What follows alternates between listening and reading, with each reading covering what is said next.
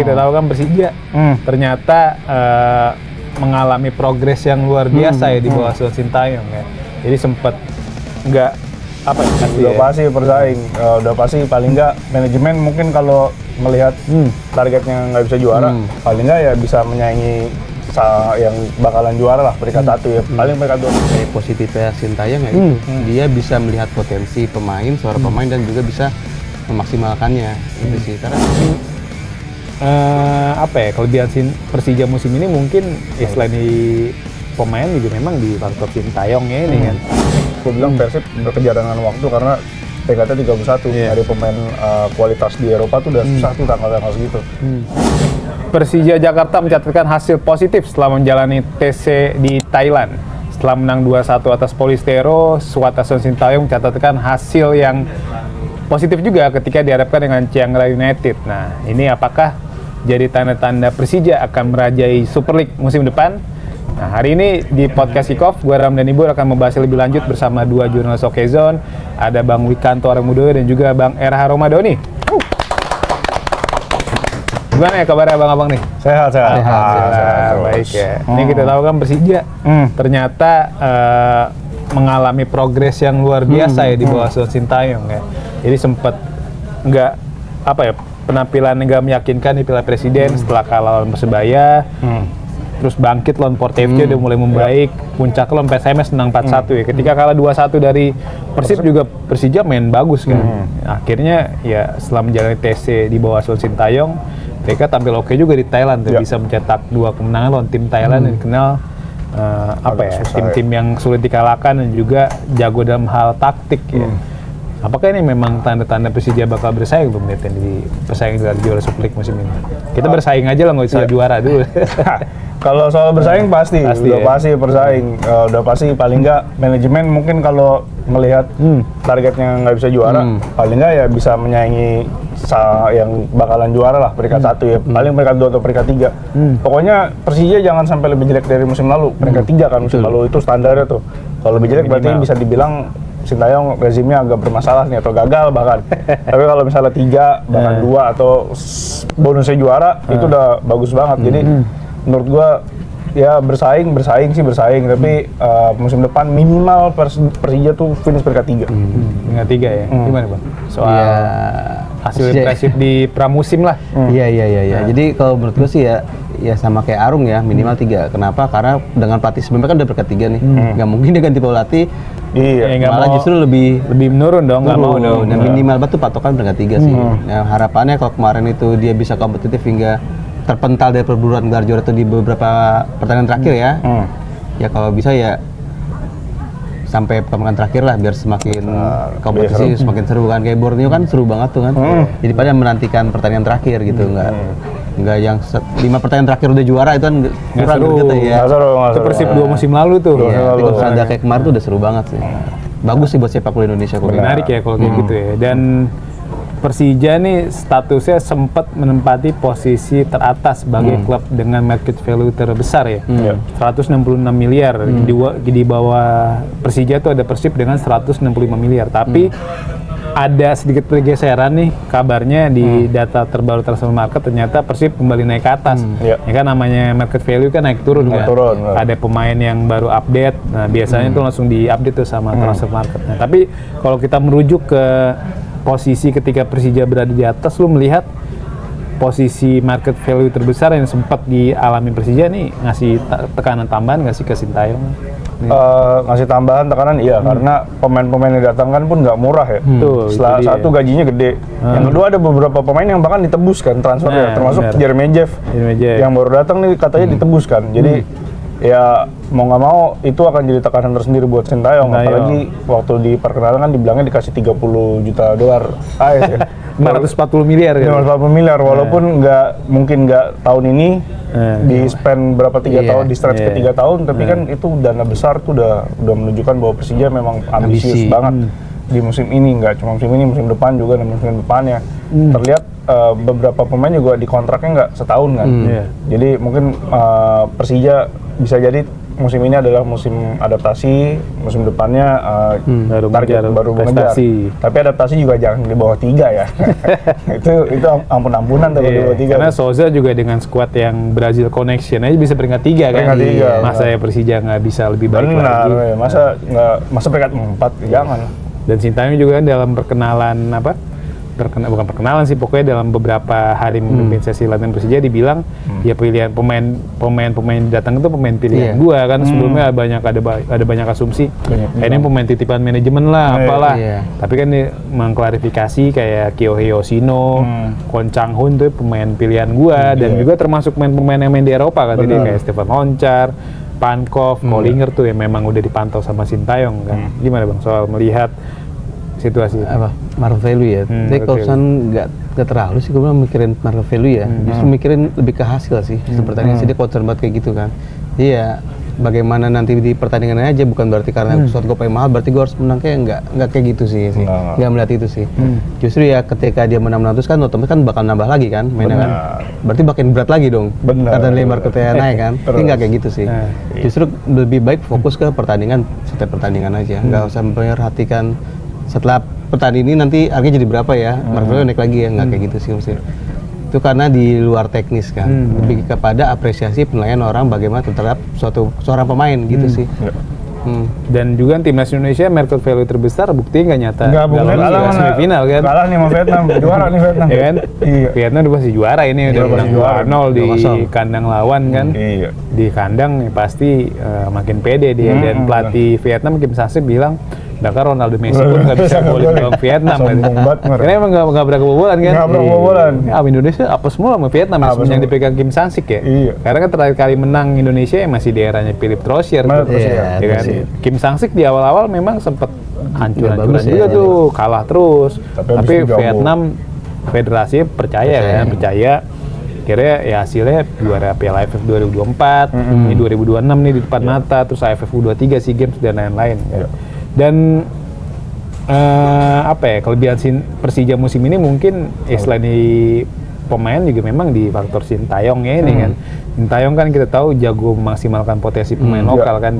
Kita lihat kalau dari tesnya di Thailand aja 4 gol yang cetak Persija pemain lokal semua tuh. 2 Ryan Hanan lawan Polistero, terus lawan Chiang Rai ada Rizky Ridho sama si Ardiansyah ya kan.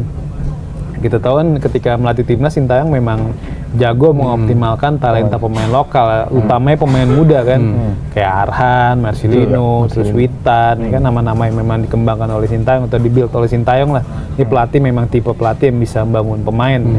Lu gimana melihat situasi ini? Memang apakah memang Sintayong kayak punya mindset ya di Persija kayak gue lebih banyak mengandalkan pemain lokal deh, atau ya karena ada regulasi 11 pemain asing dan 7 diantara bisa jadi starter ya harus gue maksimalin nih 7 pemain asing ini, atau seperti apa lu gitu? Waktu perkenalan di JIS salah satu yang ditekankan oleh manajemen adalah selain prosesnya jangan lama, Sintayong diminta untuk mengembangkan pemain muda kan, karena Persija juga punya kebijakan untuk memaksimalkan potensi pemain muda. Dan jangan lupa waktu Sintayong ngelatih timnas Indonesia itu dia sempat berantem sama Thomas Doll kan, gara-gara rebutan pemain Persija U20 kan, main muda gitu. Thomas Doll waktu itu protes karena banyak pemain dicopotin. Nah itu menandakan bahwa memang Persija ini punya modal bagus untuk mengembangkan pemain muda. Ditambah Sintayong yang seneng banget mengembangkan potensi pemain muda. Jadi menurut gua di satu sisi Sintayong mengejar target untuk juara, di sisi lain dia juga ya sedikit-sedikit nyempil-nyempilin pemain muda lah untuk dikasih menit bermain, untuk dikasih pengembangan. Jadi ya ini seiring sejalan lah. Jadi kan biasanya ada tim yang ngincer gelar juara tapi pemain muda ditinggalin. Tapi ini bersama Sintayong gue melihatnya ini coba di jalan seiring gitu. Jadi gue sih ya berharap bisa 2 target ini bukan 2 target ya, dengan misi ini bisa tercapai bareng-bareng lah. Jadi pemain lokal tetap diandalkan, pemain asingnya juga dipilih punya kualitas tentunya. Gimana Bang soal melihat kualitas Sintayong nih dalam pengembangan pemain muda? Jadi ya ini berarti memang nilai positifnya Sintayong ya itu. Dia bisa melihat potensi pemain, seorang pemain, dan juga bisa memaksimalkannya. Itu sih. Karena ketika dia memberikan kesempatan kepada pemain muda dan ternyata dia berhasil ya dipanggil terus kan, buktinya kan di timnas seperti itu kan. Dan di Persija juga udah banyak kan pemain muda kan, ada Rehan, ada Donitri, ada Ardiansyah. Dan rekrutan barunya juga masih muda juga kan, Victor Detan, seperti itu. Ditambah plus pemain-pemain yang berpengalaman. Ya kan? Ada yang backnya siapa tuh 32 tahun yang baru? Siapa? Kollinger. Berpengalaman kan, strikernya Jeremy Jeff. Nah, ini perpaduan yang menarik sih. Bagaimana sih pemain-pemain muda ini bisa satu tim dengan pemain senior yang pengalamannya udah banyak banget lah. Kayak gitu sih. Ini kalau kita lihat daftar pemain asing Persija, kayak sekarang baru ada berapa nih? 10 ya? 10. Terus gue cek ada 10. Bukan 10 kan ada Pankov, Jeremy Jeff, Loncar, Changhun, Kollinger, Memija, Yoshino. Kalau Nego ya? Kalau Nego iya. Van Basten Sousa. Van Basten. Nah, Van Basten mungkin yang masih nanggung lah nih. Masih nanggung karena belum kelihatan di zaman Sintayong. Iya kan, belum pernah kelihatan kan, main aja kayak nggak pernah kan. Dan kita juga nggak tahu situasi apakah dia cedera atau memang ya udah nggak masuk proyeksinya. Karena KBR kan nggak masuk proyeksi kan, dan sempat dikaitin sama beberapa klub lah, terbaru ke Persijap katanya. Nah kalau misal Van Basten dilepas, jadi kan Persija punya 9 nih. Dengan bursa transfer yang masih dibuka sampai akhir September, lo melihat apakah Sintayong akan memaksimalkan 11 pemain asing ini atau ya udahlah, gue tetap 9 karena tahu juga di lapangan ya 11-11-nya nggak bisa gue mainin karena cuma 7 yang main dan 9 masuk DSP. Gimana Pak melihatnya? Kalau tadi kan di episode sebelumnya kan gue bilang Persib berkejar dengan waktu karena TKT 31 dari pemain kualitas di Eropa tuh udah susah tuh tanggal-tanggal segitu. Ini Persija juga sama case-nya karena udah mepet nih. Tapi Persija masih ada tanggal 29 dia lawan Brisbane Roar. Jadi mungkin Sintayong akan lihat juga ketika lawan Brisbane Roar nih, situasinya nih yang kurang yang masih perlu tambah pemain asing yang mana. Kalau dari back kayaknya udah cukup nih. Penyerang kuat banget backnya. Penyerang tinggal nyari pelapisnya Jeremy Jeff nih kalau mau nyari pemain asing. Tadi Gustavo nggak gitu. Oh iya Gustavo rumornya mau ke Java ya. Mau ke Java. Udah 10 tuh? Udah 10 11 berarti. 11. Nah, iya Gustavo ya. Lupa Gustavo Almeida gue. Saking udah karatannya tuh Gustavo. Iya. Depan udah Gustavo, ada Jeremy Jeff. Jadi tengah udah ada Van Basten Sousa, udah ada Kalou-Nego. Nah, Kalou-Nego nih hampir pasti kepake, Van Basten nggak tahu ya. Jadi kalau misalnya beli nambah kuota pemain asing harus ada yang dicoret, yang kemungkinan dicoret ya Gustavo sama Van Basten. Mohon maaf, tapi kayaknya sih Sintayong nggak akan nambah sih. Kalau gue ya prediksi nggak akan nambah. Jadi karena 9 ya. Tetap 9 berarti kan? Iya 9 atau 11 lah. Pokoknya dia nggak akan sampai inilah, nggak akan luber lah kuota pemain asingnya karena kan juga nggak main di ini juga kan. Main di Asia juga. Main di 2 ajang doang kan. Dia 2 ajang. 11 pemain asing kayaknya tetap, tapi lebih banyak memberi menit bermain buat pemain lokal. Karena kalau lihat dari di Piala Presiden dan juga di kayaknya kalau itu nggak ketahuan ya di Thailand ya. Tapi kalau di di Piala Presiden kelihatan banget Sintayong memaksimalkan main muda Persija. Kalau dari line up sebenarnya kelihatan dari foto. Benar. Ada kalau di media Persija itu di share starting 11-nya. Memang kalau kita nggak ngeliat memang nggak ketahuan kan. Tapi kayak ada Kollinger main, juga maksudnya jadi starter Witan gitu-gitu kan. Gimana Bang? Ya skuad tengah sebenarnya udah cukup mumpuni banget ya buat bersaing. Tinggal bagaimana Sintayong bisa memadukan mereka gitu kan, supaya mereka menjadi satu kesatuan yang kuat lah, yang bisa menampilkan permainan terbaik. Tapi bakal maksimalin kuota 11 pemain asing itu nggak?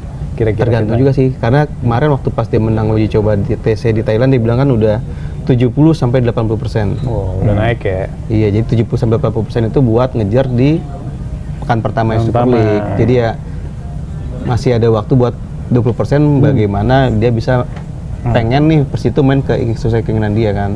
Ya kalau misalnya butuh main tambahan ya kalau dikasih kuotanya 11 ya ambil aja, cuman masnya itu maksimalin.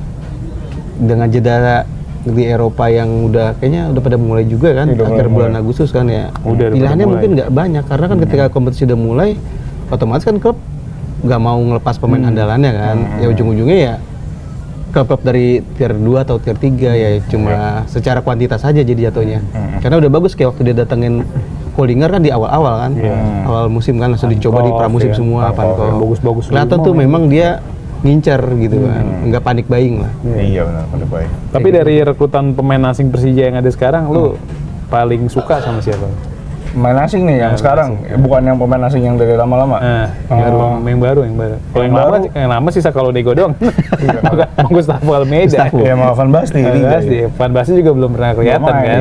Ya kalau yang ini, yang baru-baru nih, gue pengen ngeliatnya Stefan Loncar sih, karena dia gelandang. Sama kalau nggak, pokoknya 3 nih, kalau nggak Stefan Loncar, Yohei Yoshino sama Kwon Chang-won. Karena Kwon Chang-won ini kan pernah main di Bundesliga yang nggak salah. Nah ini gue pengen lihat nih kualitasnya Kwon Chang-won yang pernah main di Bundesliga nih kayak apa gimana? Nih. Benar, karena biasanya klub Bundesliga ngambil pemain Asia, mainnya bagus tuh di sana berarti. Benar. Jadi pengen tahu nih gue kayak gimana Kwon Chang-won sama Yohei Yoshino dan juga si Stefan Loncar. Ya. Karena kalau belakang ya untuk Liga Indonesia pemain belakang asing tuh biasanya bagus. Udah nggak bisa di itu. Benar. Kalau gue impress sama Kollinger sih. Mainnya bagus banget tuh. Dari interceptnya, terus juga bantu serangannya bagus juga. Dengan tinggi meter yang 2 meter. Hampir 2 meter ya. 2 meter deh. Itu kan bakal, gue yakin tuh dalam duel udara makin susah tuh. Kalau lawan Juran Fernandes udah ada lawannya. Kalau kemarin kan kayaknya susah banget ngalahin dia kan. Di Piala Presiden ini golin 2 kalau nggak salah ya. Lawan siapa, lawan Persija? Persib. Lawan Persib juga ya, sampai SMS deh dia golin tuh. Kan langsung sundulan juga. Makanya ini Kollinger bisa ditunggu aksi ya sih bersama Persija. Gimana Bang lihat sosok pemain asing Persija nih, pemain barunya lah, siapa yang paling lu asing paling ya udah kelihatan sekarang ya, memang Loncar ya. Yang pengen gue nanti ya Jeremy Jeff sebenarnya. Jeremy Jeff juga tinggi tuh. Karena bagus tuh. Menarik Persib ada Sekulik, dia ada Persida, Jeremy Jeff ini benar-benar ya persaingannya tuh ya klubnya bersaing, pemainnya juga bersaing. Ntar mungkin di top skor mungkin persaingannya juga berat. Wah, bisa jadi. Jeremy Jeff yang merupakan top skor Liga Swedia ya di tahun 2022. Ini harapannya juga bisa membuat atau memberikan warna baru lah di lini depan Persija, karena ya musim lalu kan lini depan Persija kurang banget ya. Ya kan Excel cuma 6 gol ya kan. Cuma terlalu Maxwell Souza banget. Nah, Maxwell kan ibaratnya lebih sering main jadi winger kan. Karena penyerangnya kan Gustavo kalau nggak Excel.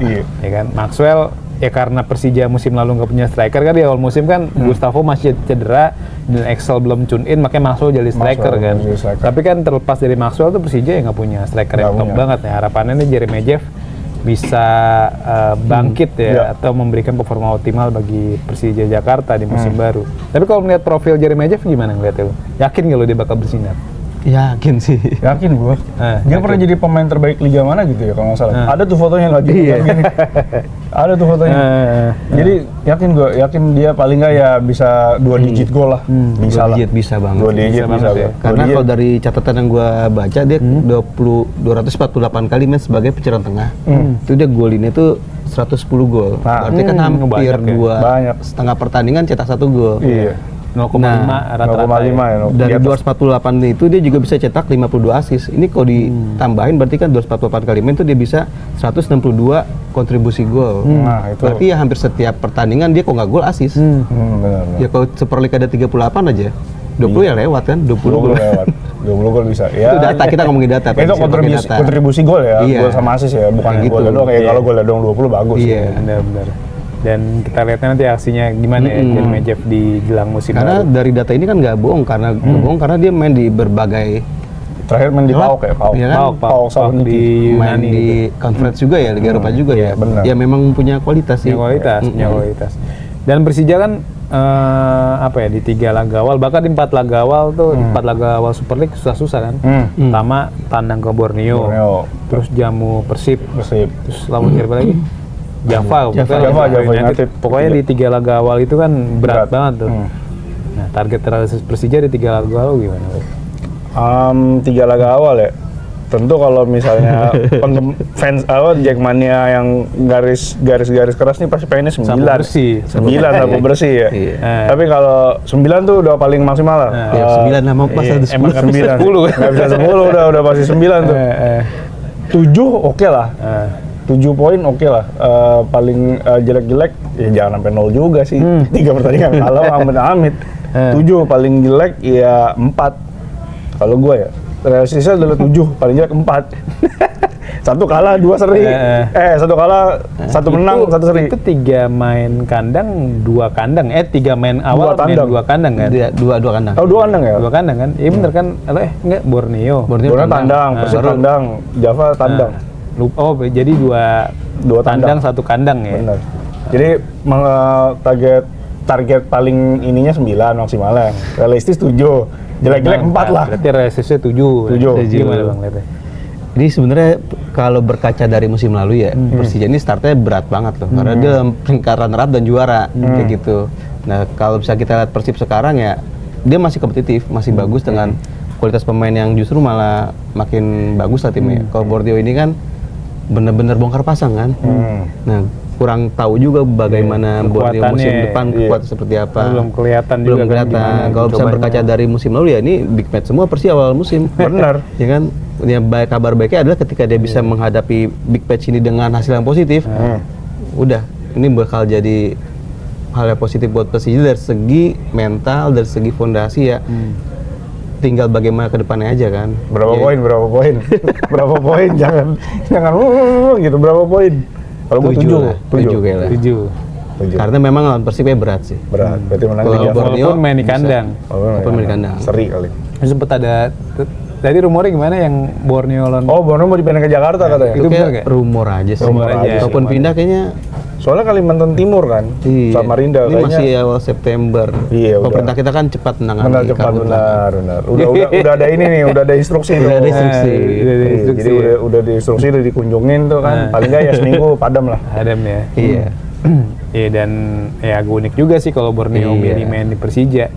Buat apaan lu mau itu kalau gitu buat nyari duit doang Borneo namanya kan kalau milih Ini main. balas jasa. Musim lalu kan Persija usiran lawan Persib mainnya di Borneo. Benar.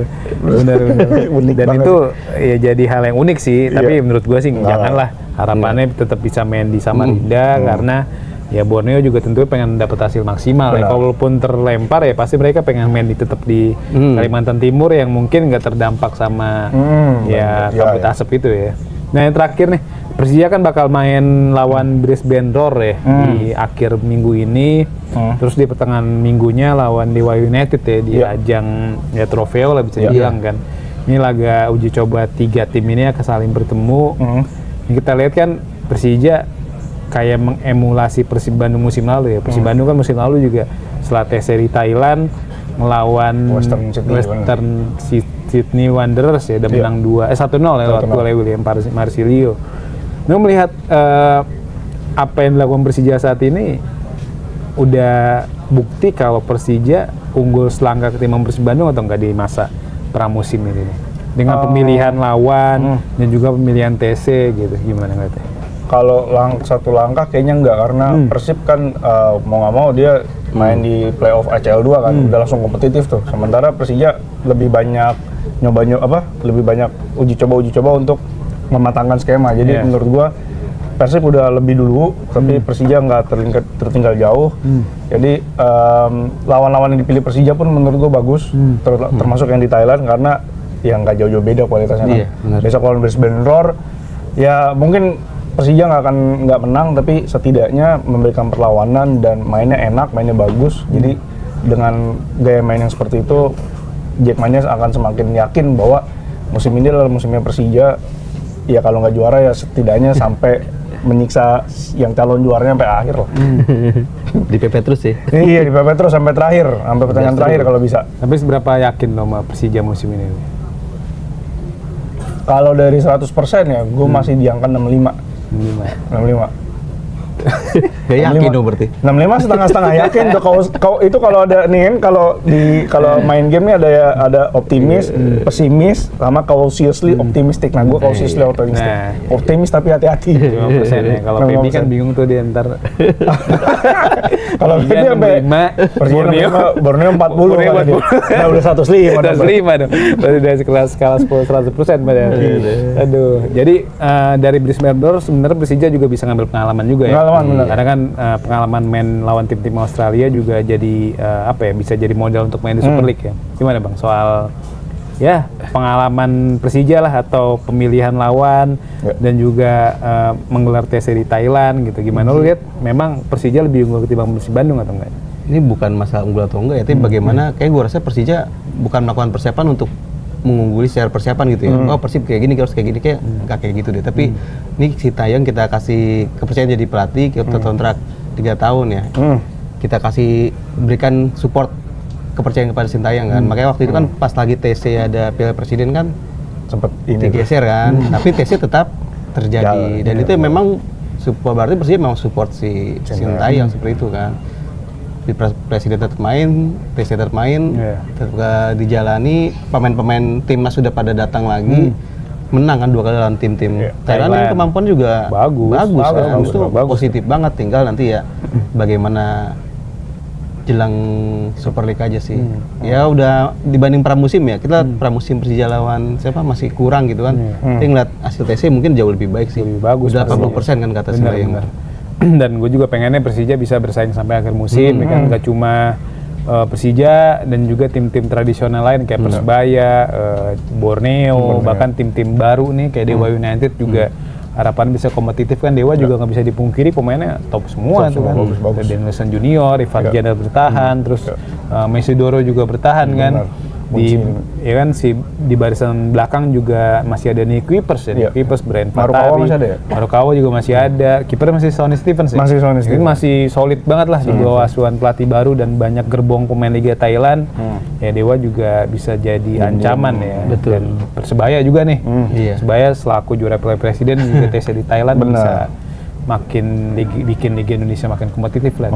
Dan gue harapannya di musim depan di ACL 2 ya wakil Indonesia tim-tim kayak Persija nih. Jadi pemain yang punya skuad komplit, yang ketika main di Asia tuh selalu tampil serius gitu. Karena Persija main di AFC Cup selalu ya mayoritas lolos dari fase grup kan di 2018 jadi juara grup. Bahkan waktu itu kan grupnya berat padahal ya. Ada JDT, ada Song Langean, ada Tampines Rovers, terus juga di musim setelahnya juga agak susah juga kan. Makanya ya tim-tim kayak gini nih, tim mental yang punya punya haus gelar, haus prestasi, ya tim-tim kayak gini yang diharapin sama Liga Indonesia. Jadi nggak cuma Persib Bandung, ada tim lain juga yang makin kompetitif di Asia. Oke, masih banyak nih Bang Era, Bang Arung.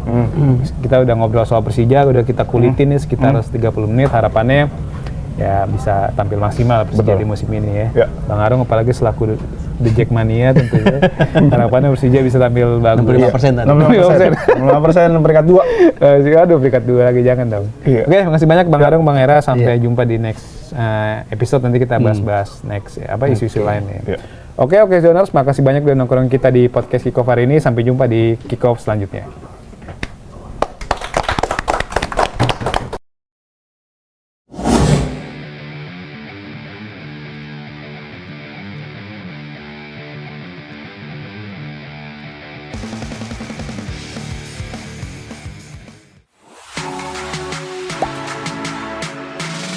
Gak sempet baca? Dengerin aja, klik icon text to speech di okezone.com.